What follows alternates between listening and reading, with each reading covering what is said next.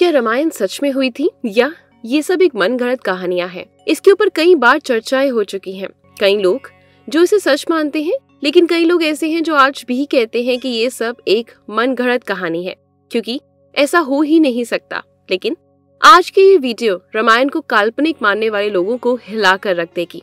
आज हम आपको वैज्ञानिक रिसर्च के कुछ ऐसे सबूत दिखाएंगे जिन्हें देखने के बाद आप ये मानने पर मजबूर हो जाएंगे कि रामायण बस एक धार्मिक किताब और मनगढ़ंत कहानी तो बिल्कुल भी नहीं, बल्कि रामायण सच में हुई थी और श्री राम, हनुमान जी ये सच में मौजूद थे। और यही बातें जानने के लिए इस वीडियो के अंत तक जरूर बने रहिएगा। रामायण भारत के सबसे प्रसिद्ध ग्रंथों में से एक है। भारत में रामचरितमानस का पाठ पूरी आस्था के साथ होता है। महर्षि वाल्मीकि द्वारा रामायण में भगवान राम की संपूर्ण जानकारी लिखी गई है, लेकिन कुछ लोग भगवान के होने पर भी सवाल उठाते हैं और रामायण को केवल कहानियों से भरी किताब मानते हैं। रामायण के अनुसार भगवान राम ने अधर्मी रावण को मारकर धर्म की स्थापना की थी। ज्यादातर लोगों का सवाल होता है कि क्या भगवान राम वाकई धरती पर पैदा हुए थे? क्या वास्तव में रावण के 10 सर और 20 भुजाएं थी? क्या हनुमान जी अपनी इच्छा से अपना रूप बदल सकते हैं? और इन सब बातों की वजह से कई लोग रामायण को झूठ समझते हैं। मगर आज हम वैज्ञानिक अध्ययनों के आधार पर सिद्ध कर देंगे कि रामायण में घटनाएं पूर्णतः सत्य है। नंबर 1, रामायण कालीन हवाई अड्डे। जितना हम रामायण को भारत में मानते हैं, उतना या फिर कहूँ कि उससे भी कहीं ज्यादा श्रीलंका में माना जाता है। और इसलिए श्रीलंका में रामायण अनुसंधान टीम के अध्यक्ष अशोक जी का कहना है कि लंका वास्तव में श्रीलंका की है। यहाँ उशान गोंडा, गुरुलोपोथो, तूतुपोला, कंधा और बरियापोला नाम 4 हवाई अड्डे मिले हैं। और इन्हीं हवाई अड्डों से रावण पुष्पक विमान को आसमान में उड़ाता होगा। और ये हवाई अड्डे न सिर्फ ये बताते हैं कि रामायण सच में हुई थी, पर ये भी बताते हैं कि उसमें लिखी गई सारी बातें जिन पर हमें यकीन नहीं होता वो सब सच है। नंबर 2, रावण का महल। रामायण में बताया गया है कि रावण सोने की लंका में रहता था, जिसे हनुमान जी ने जला दिया था। श्रीलंकन गवर्नमेंट को श्रीलंका में एक ऐसा महल मिला और ये दावा है कि ये महल रामायण काल का है। इस महल में कई सीक्रेट रास्ते निकलते हैं जो उस महल को शहर की अलग अलग जगह से जोड़ते हैं। लेकिन जब रिसर्च टीम ने इन पर रिसर्च करी तो पता चला कि गुफाएं नेचुरल नहीं है, बल्कि किसी समय इंसानों द्वारा बनाई गई हैं। श्रीलंकन हिस्ट्री के अनुसार रावण शहर के अलग अलग हिस्सों में अचानक से ही प्रकट हो जाया करता था और पलक झपकते ही उन हिस्सों से गायब होकर अपने महल में पहुंच जाया करता था। इसलिए जानकारों का मानना है कि रावण इन्हीं गुप्त रास्तों का इस्तेमाल किया करता था। अब इतने बड़े एविडेंस को हम कैसे नकार सकते हैं? नंबर 3, अशोक वाटिका। अशोक वाटिका के सबूत। रामायण के अनुसार रावण ने माता सीता का हरण करके उन्हें अशोक वाटिका के अंदर रखा था। कहा जाता है कि अशोक वाटिका रावण का सबसे पसंदीदा स्थान था और ये जगह इतनी रहस्यमय थी कि हनुमान जी इसे आसानी से ढूंढ नहीं पाए थे। मगर बात तो ये है कि वह अशोक वाटिका आज भी श्रीलंका में मौजूद है। ऐसा माना जाता है कि एलिया पर्वत की एक गुफा में माता सीता को रखा गया था, जिसे सीता एलिया नाम से जाना जाता है। यहाँ सीता माता का एक मंदिर भी है जिसे विरांग टोक कहते हैं और भयांगना से 10 किलोमीटर की दूरी पर है। यहीं पर सीता जी का अपहरण कर पुष्प विमान को उतारा गया था। मगर यहाँ पर जिस बात ने सबसे ज्यादा चौंका दिया वो यहाँ मौजूद पेड़ है।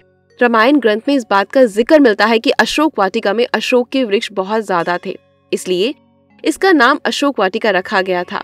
अब जैसा रामायण में इस वाटिका के बारे में बताया गया था, वैसा आज ये गार्डन है, जो कि हम इसे रामायण कालीन का एक सबूत मान सकते हैं।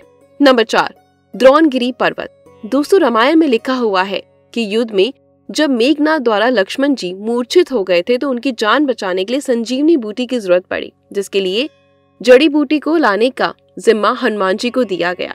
तब हनुमान जी संजीवनी बूटी लाने के लिए द्रोणगिरी पर्वत पर गए। हनुमान जी को जब संजीवनी बूटी का पता नहीं चला तो वे द्रोणगिरी पहाड़ के एक टुकड़े को ही उठाकर ले आए। मान्यताओं के अनुसार ये वही पहाड़ है जो आज भी वहाँ मौजूद है। कुछ लोग इसके बारे में कहते हैं कि आज भी उस पर्वत पर वे निशान मौजूद हैं जहाँ से हनुमान जी ने उसे तोड़ा था। जड़ी बूटी देने के बाद हनुमान जी ने इस पहाड़ के टुकड़े टुकड़े कर दिए, इसे श्रीलंका में फेंक दिया था। जहाँ इस पहाड़ के टुकड़े गिरे वहाँ के पेड़ पौधे और जड़ी बूटी बाकी जगहों से अलग होती है। और सच में श्रीलंका में कई कमाल की जड़ी बूटियां मिलती हैं। श्रीलंका में हिमालय की जड़ी बूटियों का मिलना इस बात का पर्याप्त सबूत है। लक्ष्मण जी को संजीवनी बूटी देने की घटना पूर्ण रूप से सत्य है, क्योंकि ये जड़ी बूटी के पौधे उसी स्थान पर मिले जहाँ पर लक्ष्मण जी को संजीवनी बूटी दी गई थी, जबकि दूसरे हिस्से में इस प्रकार की कोई जड़ी बूटी नहीं मिलती। नंबर 5, राम सेतु। रामायण सच में होती है, इसका सबसे बड़ा प्रूफ राम सेतु है। राम सेतु को एडम्स ब्रिज भी कहा जाता है और इसके बारे में पक्का सबूत तब मिल गया जब नासा ने सैटेलाइट तस्वीरें जारी करी। स्पेसिफिक ओशन की तस्वीरें कुछ ऐसी थी जिसे देखकर वैज्ञानिक भी हैरान रह गए। स्पेसिफिक ओशन के हिस्से में साफ तौर से पत्थरों की एक लाइन बनी हुई नजर आ रही है। जब वैज्ञानिकों ने इस तस्वीर पर ज्यादा स्टडी की तो पता चला कि पत्थरों से बनी लाइन है। भारत के धनुष कौड़ी से श्रीलंका के द्वीप तक बनी हुई है, जो करीब 30 किलोमीटर तक की हो सकती है। पैसिफिक ओशन में जिस हिस्से में नासा के वैज्ञानिकों के पत्थर से बना पुल नजर आया, ये वही जगह है जिसका जिक्र रामायण में मिलता है। और अमेरिका के एक आर्कियोलॉजिकल रिसर्च टीम ने भी अपनी रिसर्च में इस बात का दावा किया है कि तमिलनाडु और श्रीलंका के बीच मौजूद राम सेतु असल में एक मैन मेड ब्रिज है, जो कई हजार साल पहले इंसानों ने बनाया था। माना जाता है कि 15वीं शताब्दी तक ये पैदल पार करने लायक था, लेकिन इतना ज्यादा समय बीत जाने के कारण ये पुल अपने पूर्ण स्वरूप में नहीं रहा। वैज्ञानिक दृष्टिकोण से इस फैक्ट को हम रामायण के एविडेंस के रूप में देख सकते हैं। नंबर 6, सुग्रीव की गुफा। बहाली के डर से सुग्रीव जिस गुफा में रुके थे, वह गुफा आज भी मौजूद है। रामायण के अनुसार बाली ने धुंधवी नामक राक्षस को मारकर उसका शरीर कुछ दूर फेंक दिया था। हवा में उड़ते हुए धुंधवे के खून की कुछ बूंदें मानतम ऋषि के आश्रम के ऊपर गिर गई। ऋषि ने अपने तप के बल से जान लिया कि किसकी हरकत है। फिर क्रोधित ऋषि ने भाली को श्राप दिया था कि वो कभी भी ऋषि के पर्वत के क्षेत्र में आएगा तो उसकी मृत्यु हो जाएगी। सुग्रीव को राज्य से निकाले जाने पर वे इसी जगह पर आए थे, क्योंकि वे जानते थे कि बहाली यहाँ नहीं आ सकता। यहीं पर उनकी मुलाकात राम जी से हुई थी और बाद में राम जी ने बहाली का वध किया था और सुग्रीव को किशिकंदा का राज्य सौंप दिया था। और ये सारी गुफाएं आज भी मौजूद हैं। नंबर 7, राम सेतु के भगवान राम ने समुद्र को पार करने के लिए बंदरों की सहायता से लंका तक पुल बना लिया था। इस पुल के माध्यम से ही श्री राम की पूरी वानर सेना रावण से लड़ने लंका गई थी। मगर हैरानी की बात तो ये है कि राम सेतु में इस्तेमाल किए जाने वाले पत्थर आज भी मौजूद हैं। राम सेतु पुल के पत्थर पानी पर तैरते थे। राम सेतु में सुनामी के दौरान कुछ पत्थर जमीन पर आ गए। शोधकर्ताओं ने जब उसे दोबारा पानी में फेंका तो वो तैर रहे थे, जबकि दूसरे पत्थर डूब जाते हैं। शोधकर्ताओं के अनुसार इसके लिए एक विशेष प्रकार के पत्थर का इस्तेमाल किया गया है, जिसे विज्ञान की भाषा में प्यूमाइसिन स्टोन कहते हैं। ये पत्थर पानी में नहीं डूबते, बल्कि तैरने वाले पत्थर हैं। ये पत्थर ज्वालामुखी की लावा से आकार लेते हुए अपने आप बनता है। ज्वालामुखी से बाहर आता हुआ जब वातावरण से मिलता है तो उसके साथ ठंडी या उसमें कम तापमान की हवा मिल जाती है। ये गर्म और ठंडे का मिलाप इस पत्थर में कई तरह के छेद कर देता है, जिस कारण पत्थर पानी में नहीं डूबता। अब इन पत्थरों के पीछे का विज्ञान भी रामायण के समय उनको पता था और उन्होंने इस तकनीक का उपयोग राम सेतु को बनाने में किया था। ये रामायण का एक पुख्ता और मजबूत सबूत है। नंबर 8, जली हुई लंका के सबूत। रामायण ग्रंथ के अनुसार हनुमान जी ने लंका के सोने की नगरी को जला दिया था, मगर अभी कुछ एविडेंस मिले हैं जिन्हें लेकर कहा जा रहा है कि लंका के जलने के सबूत आज भी वहां पर मौजूद हैं। जिस पर श्रीलंका को जलाया गया था, वहां की मिट्टी आज भी काली है, जबकि उसके आसपास की मिट्टी का रंग वैसा ही है जैसा कि नॉर्मल मिट्टी का होना चाहिए। बस इतने से इलाके में ही काली मिट्टी मौजूद है, जो जली हुई लंका के सबूत को बताती है।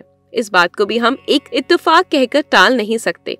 अब जब हम आपको इतने सारे प्रूफ दे ही चुके हैं, यहाँ तक कि इतने सारे प्रूफ कोई इत्तेफाक नहीं हो सकते, तो इसलिए यही साबित होता है कि रामायण सच में घटित हुई थी। आपका क्या विचार है? कमेंट बॉक्स में जरूर बताएं।